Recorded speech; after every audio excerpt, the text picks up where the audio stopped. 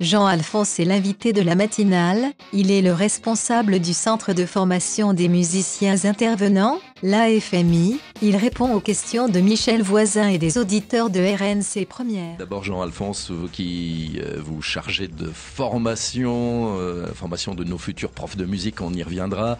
Deux mots sur la fête de la musique qui commence aujourd'hui et qui va se prolonger d'ailleurs samedi à Nouméa. C'est clair, il y a de plus en plus de scènes un peu partout, presque 80 groupes cette année dans notre capitale, mais est-ce que cette fête de la musique atteint son but premier en Calédonie, donner envie de faire et pas seulement d'écouter de la musique? Bonjour à tous les auditeurs, surtout ceux qui se lèvent tôt. Voilà, vous l'avez dit, 80 groupes cette année, il y en a de plus en plus d'année en année. Voilà, je crois que le résultat, il est là. Si aujourd'hui on a autant de gens qui peuvent se produire, c'est qu'ils ont pris le goût de la musique justement en la voyant vivante. On va détailler tout ça jusqu'à 7h avec mes questions, Jean-Alphonse, et puis dès 7h15 avec vos questions à vous, auditeurs, au 258 258. L'invité de RNC Première. Qu'est-ce qui vous a donné envie un jour, Jean-Alphonse, de laisser un peu de côté les percussions, enfin la batterie, notamment pour vous plonger dans l'enseignement de la musique? Qu'est-ce qui m'a donné envie de l'enseignement de la musique? Je pense que l'enseignement de la musique, c'est une part importante pour un musicien. Parce qu'il y a la scène, et puis il y a aussi le contact direct avec le public. Je pense que le public a besoin d'être en liaison avec un musicien et qu'on puisse parler du métier et de transmettre aussi la passion en direct. Il n'y a pas que la scène, quoi. Comment vous l'avez appris, la musique, vous-même? En autodidacte ou avec des fameux profs? La première fois que j'ai dit à mes parents que je voulais être musicien, ça a été des yeux grands, tout ronds, quoi. Qu'est-ce que c'est? C'est pas possible. Et donc, voilà, j'ai commencé en autodidacte, en complète opposition avec mes parents. Et puis ensuite, voilà, C'était où, ça? C'était j'ai commencé en France, hein, mes parents habitaient en métropole. Et après, voilà, j'ai cherché tous les cursus de formation, des écoles privées, etc. Donc voilà, ça a commencé comme ça. Est-ce que c'est pas la meilleure façon, hein, celle des passionnés finalement? Ceux qui y arriveront de toutes les façons? Oui, voilà, de toute façon, c'est un métier dans lequel il faut avoir cette foi, il faut avoir cette passion. C'est comme un sacerdoce, exactement, quoi. Alors, je vous ai présenté très vite Jean-Alphonse comme formateur des fameux profs de musique qu'on rencontre de plus en plus souvent chez nous, dans les petites classes, les musiciens itinérants territoriaux. Ouais. Une jolie appellation, pourquoi pas prof de musique du territoire? Pourquoi pas prof de musique? Parce que voilà, c'est purement administratif, hein, c'est pour donner une espèce de hiérarchisation et donner envie à ceux qui obtiennent ce certificat de musicien intervenant d'aller plus loin, hein, d'aller chercher encore d'autres formes diplômantes.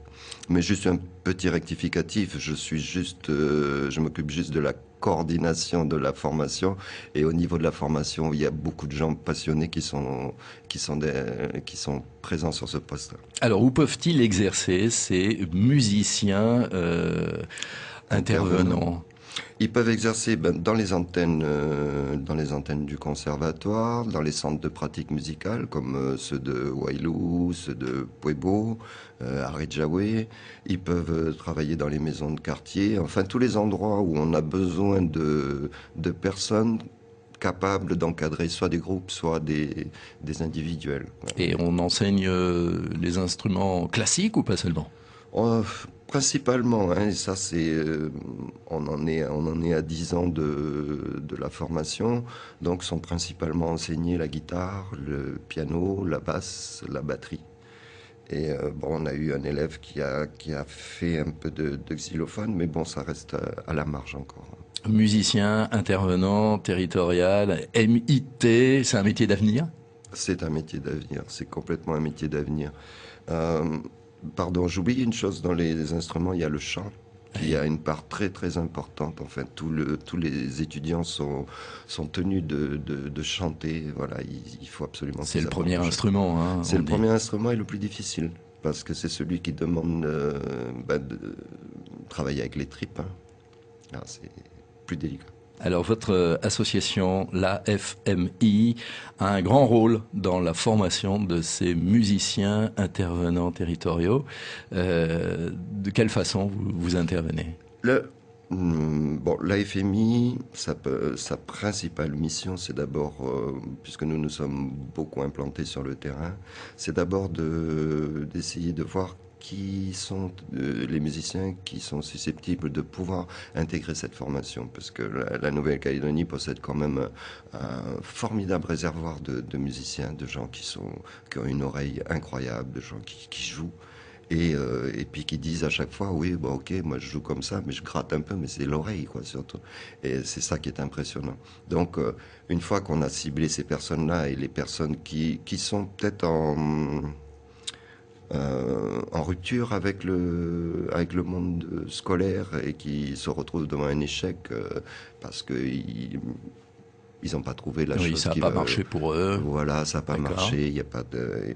Et puis qui trouvent avec la musique cette voix sur laquelle ils se disent voilà, oui, c'est ça que j'ai envie de faire. Alors donc, j'ai envie de faire de la musique et j'ai envie de l'enseigner, de la faire partager. Au début, c'est j'ai envie de faire de la musique. Et c'est après qu'on commence à essayer de faire comprendre que l'objectif, il est d'enseigner.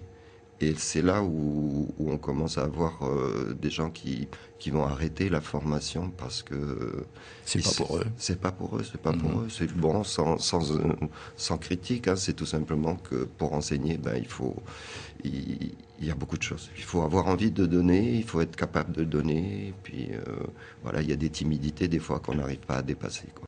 258. L'invité de MC Première répond aux auditeurs. Et toujours en compagnie de Jean Alphonse, le responsable du centre de formation de l'AFMI, l'association de formation des musiciens itinérants, ces musiciens intervenant dans les antennes du conservatoire ou les maisons de quartier, par exemple, hein, vous expliquez.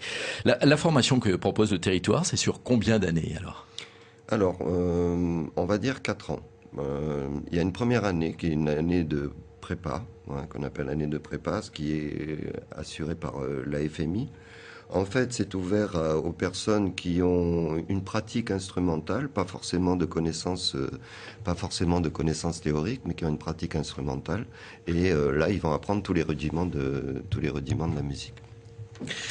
Et donc 3-4 ans, qui peuvent se prolonger en métropole. Voilà, qui peuvent se prolonger en métropole. Donc une fois que les personnes qui ont fait la prépa ont été choisis. Ils ont réussi le test d'entrée au conservatoire. Ils vont suivre pendant 3 ans des cours sur le conservatoire. Alors c'est une formation professionnelle en alternance, c'est-à-dire qu'ils ne sont pas toute la semaine au conservatoire, et c'est dommage, mais ils sont un jour par semaine, donc ils ont des cours, et ensuite le centre de formation les suit pendant une autre journée. Et ensuite, ils repartent à la maison avec des devoirs et des choses à rendre. Donc voilà, il y a ces 3 ans qui sont au conservatoire. Une fois qu'ils ont obtenu le certificat de musicien intervenant territorial, le CMIT, le fameux CMIT, il y a un partenariat qui a été fait par le conservatoire avec le CFMI de Poitiers. Et donc, ils peuvent poursuivre leurs études à Poitiers, préparer un DUMI, diplôme universitaire de musicien intervenant, où là, la spécificité, c'est qu'ils vont former des personnes habilitées à aller travailler en milieu scolaire. Voilà. Donc les DUMistes sont des gens qui ont tous les outils pour aller travailler avec les jeunes, les enfants. Il y a plusieurs spécialités de cette formation. On peut être, par exemple, spécialisé pour justement aller dans les écoles. Oui, on peut être spécialisé pour aller dans les écoles. On peut coupler ça aussi avec des cours individuels. C'est vrai que l'intervention dans l'école, c'est un domaine très très particulier où il faut avoir ce feeling avec les enfants. Hein, c'est quand même c'est pas pareil que qu'un cours individuel. Donc, mais voilà, il y a beaucoup de personnes qui ont ce feeling-là. Et donc, voilà. Il y a une cinquantaine de Calédoniens et Calédoniennes. Il y a beaucoup de filles d'ailleurs, tiens. Pas beaucoup. Pas beaucoup, pas assez. Pas assez. Mais bon, ça va venir, hein, parce que je pense que bon, la formation, même si ça fait 10 ans qu'elle existe, reste encore toute jeune. Nous-mêmes, au niveau de la FMI, on a revu un peu les fondamentaux et essayé de réadapter avec le conservatoire aussi, de revoir un peu l'enseignement globalement.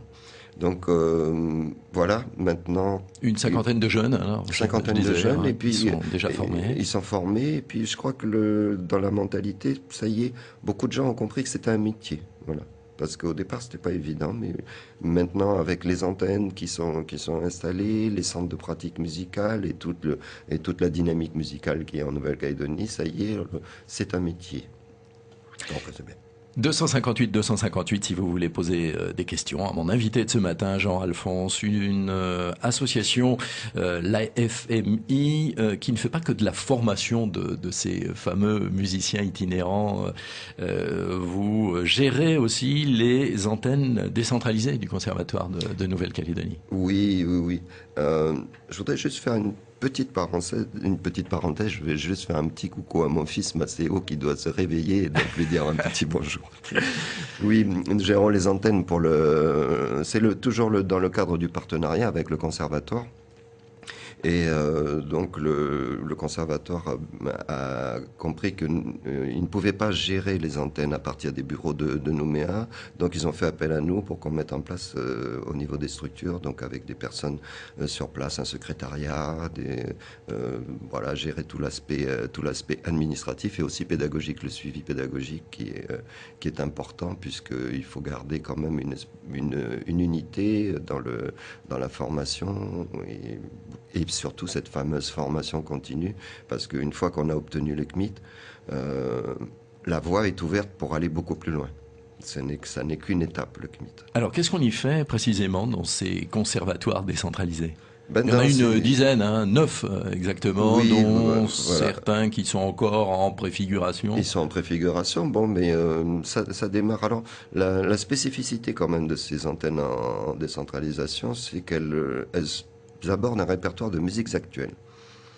Et ce répertoire de musiques actuelles, bon, il inclut les musiques qu'on entend à la radio, mais aussi le répertoire local, ce qu'on essaye de mettre maintenant en avant et de faire un véritable travail là-dessus pour que voilà, la musique que peut faire Buenjep ou Vamalé, ce sont des musiques qui ont tout intérêt à être connues, reconnues et puis enseignées aussi aux enfants parce qu'il y a une véritable structure, il y a un vrai travail de création. J'ai entendu tout à l'heure un jeune qui parlait sur Païta, qui disait qu'il passait des années à créer. Et il y a un vrai travail dedans. Bon, voilà. Et ce travail-là, il faut le valoriser aussi par l'enseignement. Je crois que c'est important. Alors vous parliez, tiens, à l'instant de Buenjep, un groupe de Yengen, justement. Il y a une antenne décentralisée du conservatoire de ce côté ? Pas encore, mais voilà, ce sont des projets qui sont en cours. Hein. Il y a Vincent Djamali qui est de Yengen, qui est en formation en ce moment à Poitiers, et puis quand il va revenir, il va dynamiser tout ça. Alors, 9 antennes pour le moment. Vous avez des projets d'ouverture, donc par exemple du côté de Yengen, peut-être d'autres endroits encore. Il y a Canala qui a l'intention de créer quelque chose sur Canala. Il y a Marais qui est en train de commencer à ouvrir quelque chose au niveau de la musique, donc avec le pasteur Honoré Béaronnet, qui lui travaille